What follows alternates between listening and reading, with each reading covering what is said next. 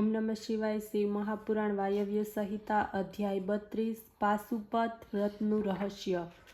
શિવ ભક્તે હંમેશા ગુરુજનોની યથોચિત પૂજન કરવું, અનેક વસ્તુઓ આપીને એમને સંતુષ્ટ કરવામાં આવે, વ્રતમાં દૂધ, ફળ, ફૂલ વગેરે ગ્રહણ કરતા, રાતના સમયે એકવાર ભોજન કરવું, ભૂમિ ઉપર શયન કરવું, ઘાસ, તોરણ વગેરેની શૈયા બનાવી શયન કરવું અથવા મૃગ ચર્મ કે સિંહ ચર્મ ઉપર શયન કરવું। રવિવાર, આદ્રા નક્ષત્રના દિવસે, પૂર્ણમાસી, અમાવસ્યા, ચતુર્દશી, અષ્ટમીની આ તિથિઓમાં ઉપવાસ કરવો, અપવિત્ર અભક્ષ્ય વસ્તુઓનું ભક્ષણ ન કરવું, અહિંસા વ્રત ધારણ કરીને શાંતિ તેમજ તપનો અભ્યાસ કરતા રહેવું।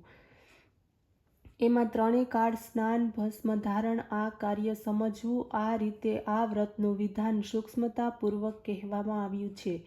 હવે દરેક મહિનાની વિશિષ્ટ વિધિ કહેવામાં આવે છે। વૈશાખમાં હીરાનું, જેઠમાં મરકત મણીનું, અષાઢમાં મોતીનું, શ્રાવણમાં નીલમનું, ભાદરવામાં પદ્મરાગ મણીનું, આશોમાં ગોમેદ મણીનું, પોષમાં પોખરાજનું, માઘમાં સૂર્યકાંત મણીનું, ફાગણમાં ચંદ્રકાંતનું, ચૈત્રમાં રત્નોનું તથા અધિક મહિનામાં સુવર્ણનું લિંગ બનાવવું। સુવર્ણના અભાવે ચાંદી, પિત્તળ, તાંબુ અથવા શિલાના લિંગની પૂજા કરવી। તે ન મળે તો મૃત્તિકા અથવા કોઈ બીજી વસ્તુનું પૂજન કરવું। સઘળી મૂર્તિઓ ગંધમય બનાવવી, જેવી રુચિ હોય તે પ્રમાણેની બનાવવી। પછી વસ્ત્ર, મેખલા, જટા, દંડ વગેરેને વિધિપૂર્વક પંચાક્ષર મંત્રો દ્વારા વિસર્જન કરવું। મૃત્યુ થતાં સુધી સાવધાનીપૂર્વક શિવવ્રતીઓ આ પ્રકારની દીક્ષા ગ્રહણ કરવી। આ પ્રકારે તે નૈષ્ટિક વ્રતધારી કહેવાય છે। મુમુક્ષુ વ્યક્તિ પાશુપત વ્રતની તપના અભાવે પરમપદની પ્રાપ્તિ કરે છે। 12 દિવસ સુધી નિરાહાર રહેનાર ઉત્તમ વ્રતવાળો તે નૈષ્ટિક વ્રતી સમાન ગણાય છે।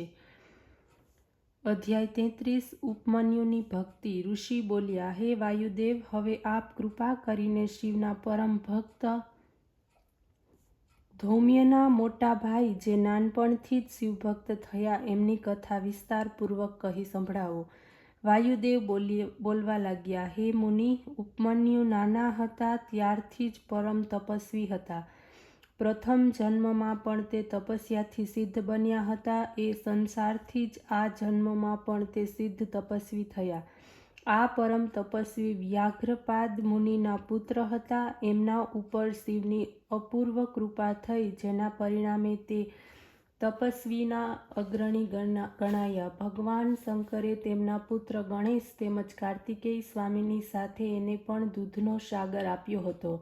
આથી શિવના અનુગ્રહ વડે તેને જ્ઞાન પ્રાપ્ત થયું। વળી કુમાર અવસ્થામાં જ તેને ધારણા શક્તિ મળી। આથી તેને કુમાર અવસ્થામાં શિવશાસ્ત્રની વકૃત્વતા પ્રાપ્ત થઈ। તે રીતે જ્ઞાનસાગરને કુમારના મુખથી નંદીને પ્રાપ્ત કર્યો હતો। ધારણ શક્તિ તો તેમને બાળપણથી જ સિદ્ધ હતી। જ્યારે તે બાળક હતા ત્યારે તેમણે દૂધને માટે હઠ કરી, પરંતુ આશ્રમમાં ગાયો ન હતી, દૂધ ક્યાંથી લાવવું? ત્યારે ઉપમન્યુએ હઠ કરતા માતા રડવા લાગી અને પુત્રને કહેવા લાગી, હે પુત્ર, દૂધ ક્યાં છે? ઉપમન્યુએ કહ્યું, હમણાં મારા ભાઈએ તો પીધું, એને ક્યાંથી મળ્યું? મને પણ ગાયનું સ્વાદિષ્ટ દૂધ આપો। માતાએ પુત્રને ખોળામાં લીધો અને કહેવા લાગી, પુત્ર, ગભરાઈ નહીં, તને દૂધ મળશે। આટલું સાંભળતાં જ બાળક વધુ હઠ કરવા લાગ્યો, હમણાં જ મારે દૂધ જોઈએ, એમ કહી રડવા લાગ્યો। માતાએ ઘણો જ સમજાવ્યો, તેણે માન્યું નહીં। કલ્પાંત કરતી માતા ઘરમાં ગઈ, પલાળેલા ઘઉંને દળીને ચૂનાના પાણીમાં ઓગાળીને આવી અને બોલી, લે, આ દૂધ છે।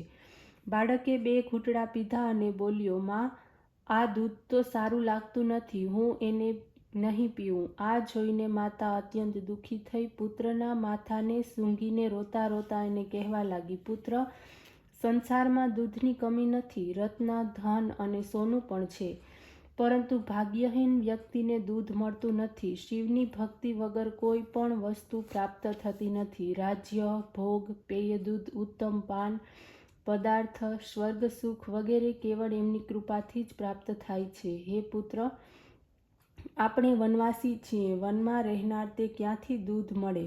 તું કેમ રડે છે? એનાથી હું અત્યંત દુઃખી છું. વાયુદેવ કહેવા લાગ્યા કે આ રીતે માતાના દુઃખદાયક વચનો સાંભળીને બાળકે ધૈર્ય ધારણ કરીને કહ્યું, હે માતાજી, તમે દુઃખી ન થાઓ. હવે હું શિવને પ્રસન્ન કરું છું અને દૂધની પ્રાપ્તિ કરીશ, પરંતુ એટલું કહો કે શિવ ક્યાં મળશે? એમની પાસે ઘણી બધી ગાયો હશે. હું એમને પાસેથી એક ગાય તો જરૂર માગી લઈશ. આ રીતે બાળકના પ્રિય વચનો સાંભળીને માતા સમજાવતી કહેવા લાગી, હે પુત્ર, શિવ તો ઘણી જગ્યાએ છે. જ્યાં એમને બોલાવો ત્યાં તે મળે છે. સર્વ સંસારના રચયિતા સદાશિવ છે. સર્વને દૂધ પીવાડનાર સદાશિવ છે. એમને નમઃ શિવાય મંત્ર દ્વારા સર્વ સિદ્ધિ પ્રાપ્ત થાય છે. જ્યારે આ પ્રમાણે માતાએ બાળક ઉપમન્યુને સમજાવ્યું ત્યારે તે ચૂપચાપ સૂઈ ગયા. પછી માતા તેની પાસે સૂઈ ગઈ. મધ્યરાત્રિએ બાળકની આંખ ઉઘડી ગઈ. દ્વારની પાસે સાક્ષાત શિવના દર્શન કર્યા. એમના હાથમાં દૂધપાત્ર હતા. તેઓ એને બોલાવી રહ્યા હતા. આ જોઈને ઉપમન્યુ ઉઠ્યો. દરવાજા સુધી પહોંચ્યા ત્યાં તો સદાશિવ અદૃશ્ય થઈ ગયા. બાળકો વિચાર કર્યો કે સદાશિવ ક્યાંય બહાર ચાલ્યા ન જાય. તે પણ ઘરની બહાર નીકળી ગયો. બહાર પણ શિવ ન દેખાયા. બાળકે ઓમ નમઃ શિવાય બોલતા વન તરફ ચાલ્યો. કેટલે દૂર જતા તેને કાને અવાજ પડ્યો, બાળક, તમારું કલ્યાણ થાવ. બાળક આજુબાજુ જોવા લાગ્યો. પોતાના મનમાં વિચાર કરવા લાગ્યો કે હવે તો અવશ્ય દૂધ મળશે જ.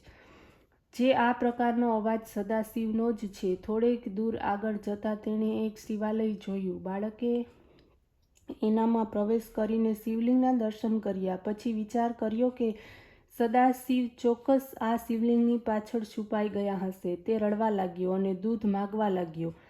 આ સમયે માતાની સર્વ વાતોનું સ્મરણ કરી એને થઈ આવ્યું. એનું સ્મરણ કરીને ઓમ નમઃ શિવાય મંત્રનો જપ તે કરવા લાગ્યો. શિવની મૂર્તિ સાથે તે લપટાઈ ગયો. પછી તો તેને પોતાના શરીરનું ધ્યાન પણ ન રહ્યું.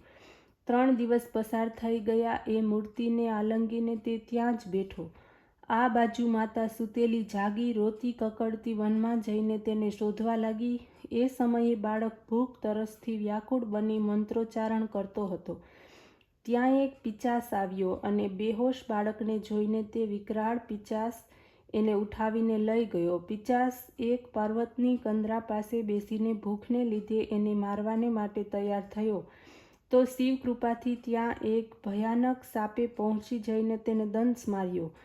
તે બાળક એને છોડીને નીચે પડી ગયો, પરંતુ એને કંઈ ન વાગ્યું. જ્યારે એની આંખ ઉઘડી ત્યારે શિવ મૂર્તિને જોતા તે ઘણો જ વ્યાકુળ થઈ ગયો. પછી તે વનમાં શિવને શોધવા લાગ્યો. એની ભક્તિ એકદમ વધી ગઈ. આ બાજુ શિવજી પણ એનાથી પ્રસન્ન થઈને પાર્વતીને છોડીને કૈલાસથી નીકળી બાળક તરફ આવવા લાગ્યા. વાયુદેવ બોલ્યા, હે ઋષિઓ, જે મહાદેવજીને ઘણું મોટું તપ કરનાર યોગી ધ્યાનીઓ પણ અનેક તપ કરીને પ્રસન્ન કરી શકતા નથી, તે સદાશિવને એ બાળકે માત્ર 5 દિવસની અંદર નિરાહાર રહીને પ્રસન્ન કર્યા. ઓમ નમઃ શિવાય.